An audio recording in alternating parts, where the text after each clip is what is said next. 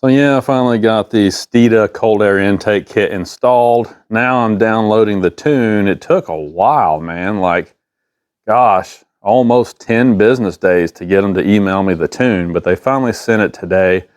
Unfortunately, my SCT X4 tuner was really out of date apparently, so it's in there downloading updates right now. It said that there are over 4,500 files that need to be updated, and it's been going for like 2 hours and it's still going. So I'm working on it, but hopefully later tonight I'll be able to get the tune onto the device and load it up into the car, and then we'll take it out and rip and see what it's all about. We'll get back to this in a minute. But, you know, let's talk about ATVs again for just a moment here. So everybody knows you go put an aggressive tire on an ATV or a truck or a Jeep or whatever. But you go get aggressive tires for a reason, and that's so that when you go off-road, you have more bite, more traction, right? But have you ever actually seen it in action? Like a vehicle with stock tires and a vehicle with aftermarket tires back to back going on the same trail? Have you ever watched the actual difference? Check this out.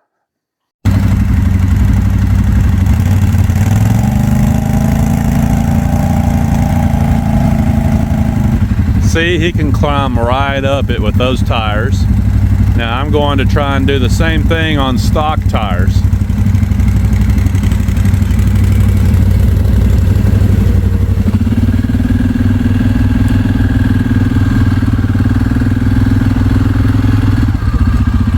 Alright, I stopped.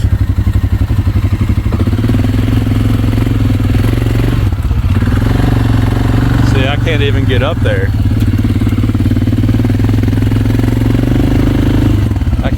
I can't even take off.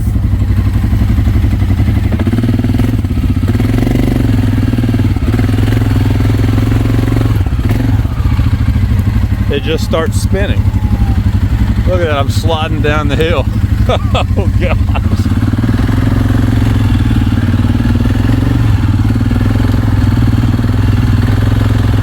That's as far as I can get right there.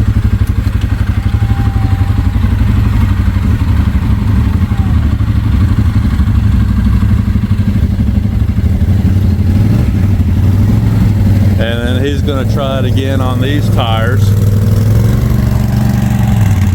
And he can stop and then take off. Look at that, and go right up the hill. Starting to dig it out a little bit, but there's obviously a big difference between the aftermarket tires and stock tires. Look at that. So there is something to be said for that extra cleat on those tires when you get into the nasty mud.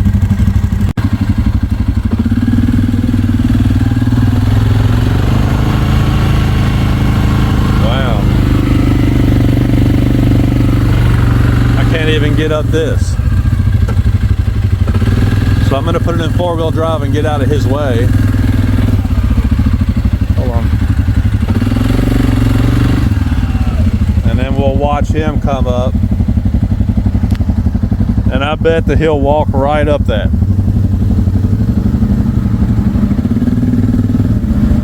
Yeah, look at that. I'm holding him up. He just walked right up it. So again, that's the obvious difference between the aftermarket tires and the stock tires. If you're gonna do something for your ATV, as far as modding it to make it more capable, that's the #1 thing you can do for one of these utility ATVs, is take the stock junk tires off of them and put something good on there that's got some sidewall thickness and some cleats.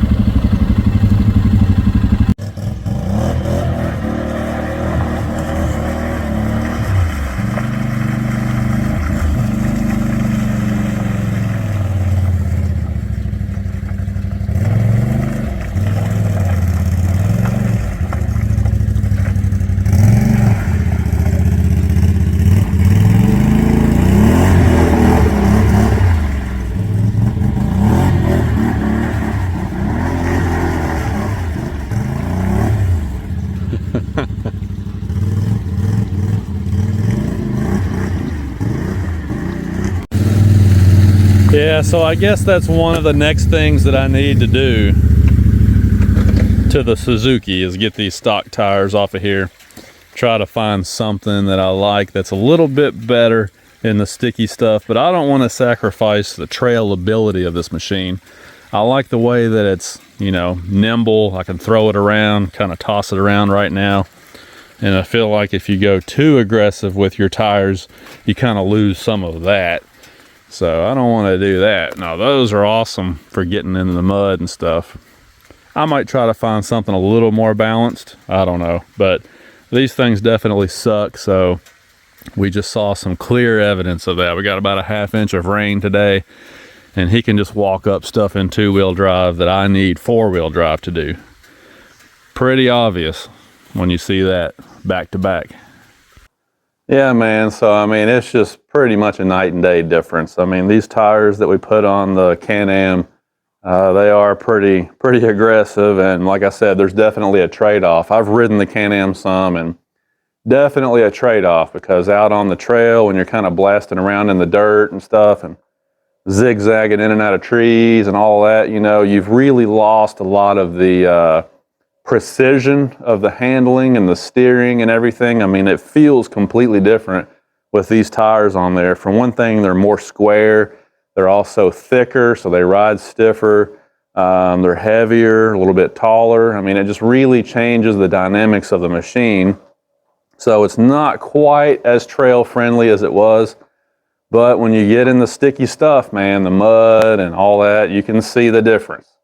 You know, these will pull you right through, and very rarely will you get stuck unless you just completely don't know what you're doing. As long as you kind of have an idea of how to ride an ATV, you almost never get stuck once you put a tire like this on there. Whereas with the stock tires, they're pretty useless in a lot of situations. So I think he's still very happy with these. I mean, we've been riding on them for a while. Doesn't really look like that the tread is showing a whole lot of wear and tear. I mean, it's definitely kind of worn a little bit on the edges here. But I mean, I don't think that they're, as far as the tread depth goes, I don't think they're really wearing down all that fast. So that's a good thing.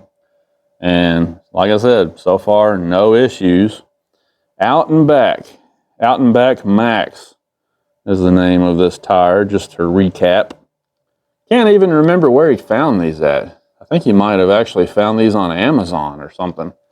But all they had was this one width, you know, so that's why we ended up with a square set. They still fit on the fronts pretty good. Now, if you look at my stock Carlisles over here, they're starting to get worn down a little bit. You know, the tread blocks are starting to get a little bit shallow on these. And they've got a little over 700 miles on them. So if I make it to 1,000 miles, it'll probably be about time to go ahead and change these puppies out. And like I just said, you know, a little while ago on the other clip, I have to decide what I want to go with. I don't really want to go with something that aggressive, because I do enjoy the trailability of this machine. You know, I like getting into that torque. I like throwing the rear end around.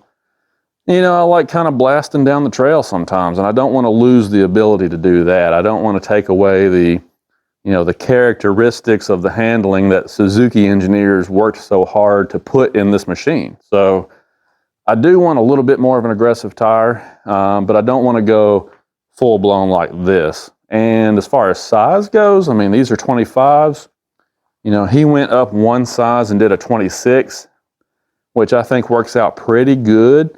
But I don't even know if I need a 26. I mean, if you look at the ground clearance on that machine, all right, and then you look at the ground clearance on this machine, and of course I can put a tape measure on here too. But I mean, trust me when I say the ground clearance is really not much different.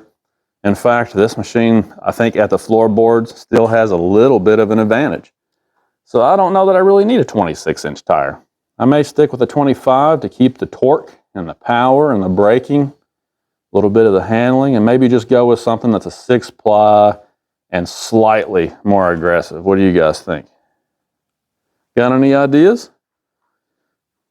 Any ideas for a tire that would be a good balance of trailability and still being able to pull me through some nasty stuff? All right, so here's the other thing I'm trying to decide. We're going to take another trip and go riding somewhere, but we always go to LBL. I've been through this before. We've gone to LBL a lot. We've been to Wildcat Off-Road, the Badlands up in Indiana. You know, we've been to a lot of different parks around here. Blue Holler. Gosh, we've been to Woolies down in Tennessee where they film a lot of the TV shows. Gosh, we've been all kinds of places. But I want to try and do something a little different. I haven't been to Rush up in northeastern Kentucky. Haven't been there yet. And there was another one, Royal Blue, I think is what it's called, down in Tennessee. And there may be a couple of other ones in Kentucky, Tennessee area that we haven't been to. So I kind of, I want to do something different and maybe go check out one of those parks. What would be really cool is if I could find a park that almost nobody knows about. So I can kind of show you guys that and maybe put some spotlight on new places that we can go. So if you guys know of a park, an ATV park in Kentucky or Tennessee that's pretty good, got some nice trails, nothing super extreme, but some really nice trails, let me know about it. Drop a comment below. If there's a link, like a website link or something, drop that below too. I want to check it out. And we may go down there this summer and shoot a little bit of film and kind of show you what that looks like. Also, another place we want to go back to is Canmer. Now, Canmer is a little bitty town in Kentucky, but there's a gentleman, I guess it's privately owned. There's a gentleman that has a large area of land down there, and he lets people come down and ride on Saturdays. I think he might be open on Sunday, not 100% sure, but it's a great place for a day ride. We went there last year, you might remember. So we might go back down there again because my son had a lot of fun down there. They got mud holes and everything else. And like I said, it's just big enough that it's a perfect ATV park for a day ride. So we might go back down there one day too. And maybe have some fun down there, find some guys to run with. And anyway, so yeah, that's what I wanted to say is if you know of an ATV park that's maybe not so popular, maybe a lot of people haven't heard of it, drop a comment below because I want to go check it out for you guys, all right? So a modification that a lot of guys do to these cars is cold air intake and a tune, right? If you do some research and you start looking around on the web, you can still find some old threads on the forums. I mean, you got to remember, these cars are 10, 11, 12 years old now. It's been a while, but there's still some threads out there where guys talk about these first-gen Coyotes and which tuning works the best, which tuning doesn't seem to do very well. And over again, a name that you always see pop up is Steeda. Apparently back in the day, they were doing some of the most reliable and trustworthy tunes that you could buy for these engines. Everybody's probably heard of the cylinder 8 issue. Mainly that affected the early models, the 2011s, maybe some early 2012s. I think they figured that out and kind of got it rectified pretty quickly, but you do some reading and you'll find that there's some tuning companies that I think were going about it in a way that wasn't really the best, or some of them were trying to turn them up too much and get a little too aggressive with them, whatever the case might be. And I just didn't want to deal with that. I want something that's got a little more power and better throttle response and feels better, but also it has to be really reliable. Don't want to have any problems with it.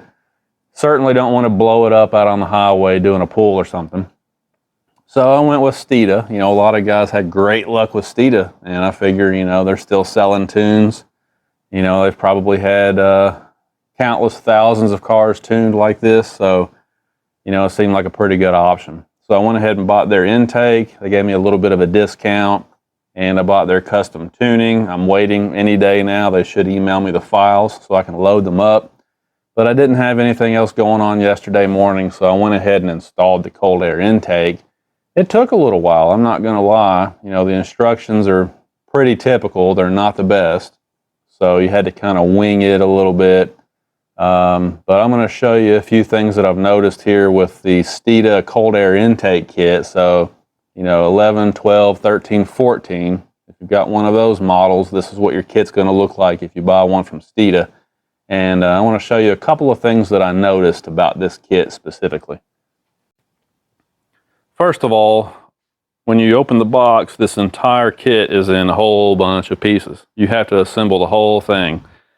When you get to this one step, you have to take what they call the mass airflow tube, and you're supposed to slide it through the shield here. There's obviously a hole there. You slide this through, and then you put your 4 bolts on. Well, in my case, no matter what I did, this would not fit through the shield. The hole that they cut in the shield was not big enough. I mean, I tried everything. It wasn't going to go through there.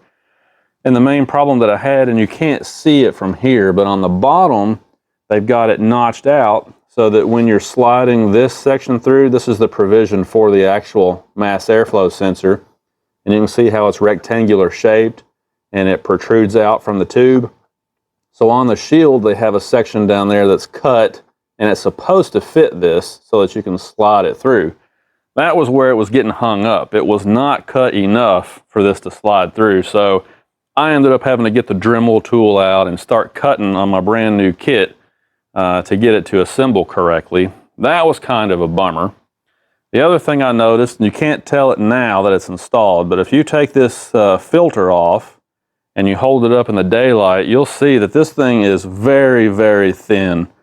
There's not much material there at all to actually trap contaminants. So is it gonna flow really well? Yeah, I would imagine that it will, because it's literally paper thin. You can see right through it. It's gonna flow a lot of air, but an air filter obviously has a purpose, which is to keep harmful junk out of your engine. And living out here where I live, we get a lot of gravel dust and everything. So this is probably not going to be there for very long. I'm going to have to find a filter. It's got a 6-inch ID, so I'm going to have to find a filter that also has a 6-inch ID that I can replace this one with. I need something that's actually going to provide some filtration. So if you guys have any ideas on what's out there that I could replace this with, let me know. So that's something else that I noticed. Also, this is a manual transmission car, so it doesn't have the fitting on the bottom of the tube. So I had to plug the one, you can't see it from here, obviously, but on the bottom there's a provision for another PCV tube if you've got an automatic. This one didn't, so I just plugged it. And then the sound tube. You guys have all seen the sound tube. It actually comes off of the intake tube, and it runs over there to the firewall and goes inside the car. That was some cheesy thing that Ford came up with to try and pipe some of the audible sound from the induction system into the car to make it sound cool, but it's just a waste to me. So I wanted to plug it off. Now, they do give you a plug for this end, but they don't give you anything for that end. So when you take the sound tube off, you're going to have a wide open hole over there in your firewall. So I guess I'm going to have to go online and find an actual sound tube delete kit so that I can get the proper plug to put in my firewall over there. And then the other thing is the one that they do give you here, it's really flimsy. I mean, goodness gracious, there's nothing to it. So I'm sure it'll work fine for now, but you're going to have to keep an eye on that, because I can see this getting really worn or fragile over time, and if it gets a pinhole in it or a split in it, then you're going to have unmetered air going into your throttle body, which obviously is not good. So eventually I may find something to replace this with too. FYI on that. And then finally, just the appearance of the kit, not so wild about it. I mean, look at these. I mean, I guess you could turn these around so that you couldn't see the screws, but then it's harder to get to them. I mean, I just wish that for this kind of money, they would come up with a better way to clamp your hoses and things than this. It looks really cheap, and I'm probably going to have to figure something else out here because, quite frankly, I just don't like the way that it looks.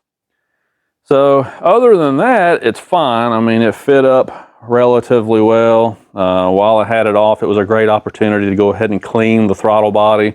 At 100,000 miles, the throttle body did not really look that bad. I have no idea if somebody's cleaned it in the past or not. I doubt it. This whole car was 100% stock when I got it, so I doubt that anybody's ever had that off. But the throttle body actually looked pretty good. There was a little bit of contamination in there that I cleaned up, but it wasn't really all that bad. But good time to go ahead and check it and do that. And like I said, everything does seem to fit up pretty well. I mean, there's just a few issues with the kit that I'm not so crazy about. All right, let me get the seat belt on here and we'll go down the road and see what we think about this Steeda tune. All right, so like I said, it took a while to get that installed, but all in all, I guess it wasn't terrible. So we're gonna head down the road. This is just a county road right here. So speed limit's pretty low, 1-lane road. But sometimes it's pretty nice to carve out a road like this.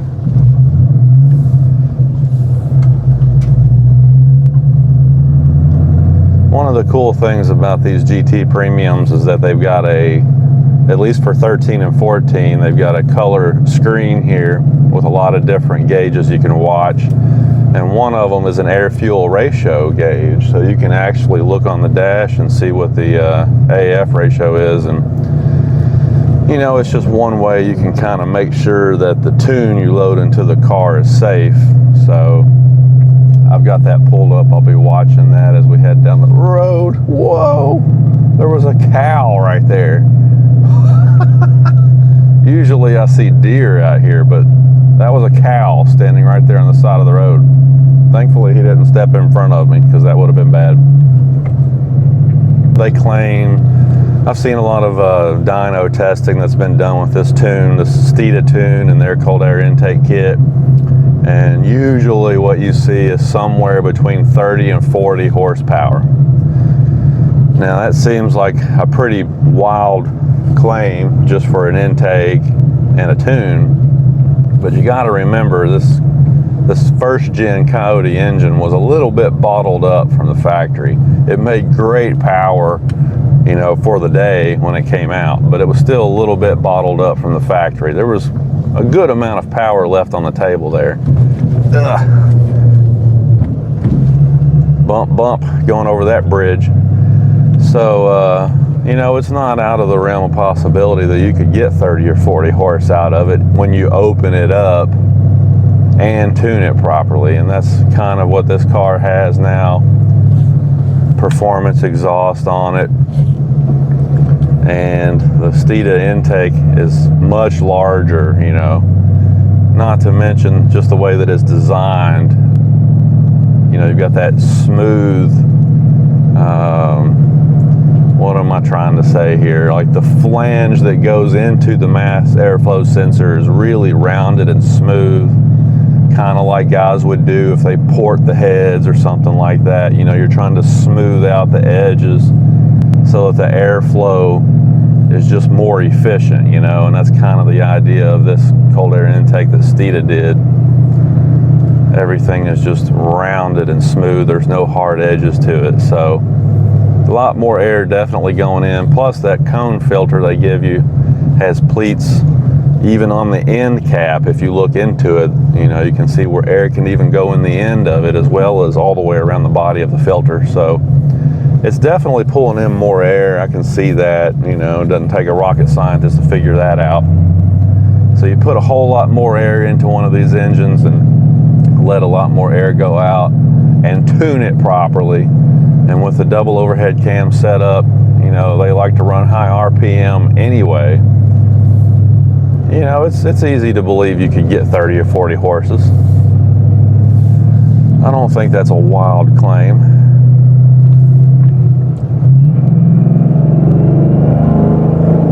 Oh yeah. Yeah, it does have a little more pull. Kind of felt like, let me get here, we're getting ready to turn onto the highway right here. But right there, it kind of felt like the mid-range was a little bit better. I'm sure the high range is going to be better, but that even felt like it had a little more in the mid-range.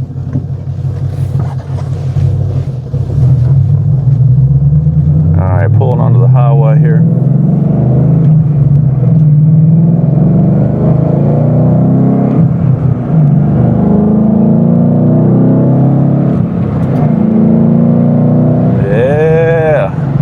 Yeah, absolutely.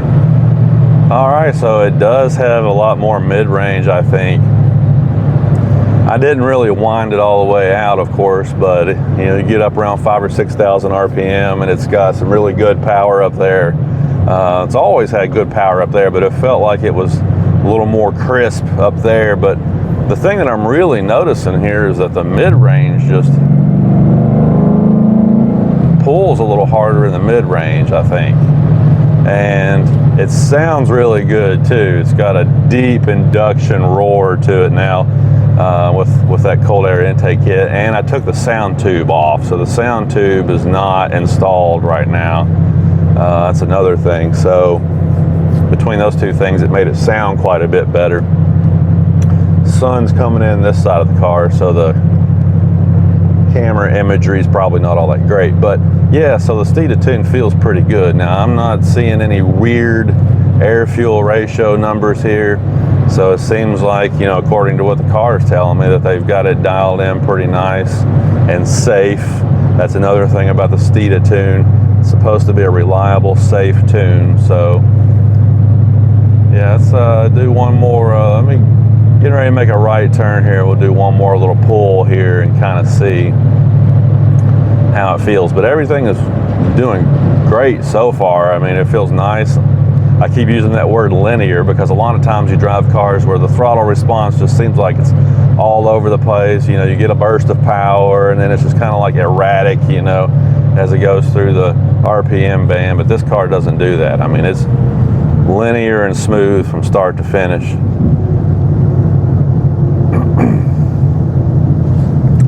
So let's turn right here. And we'll make one more little pull here.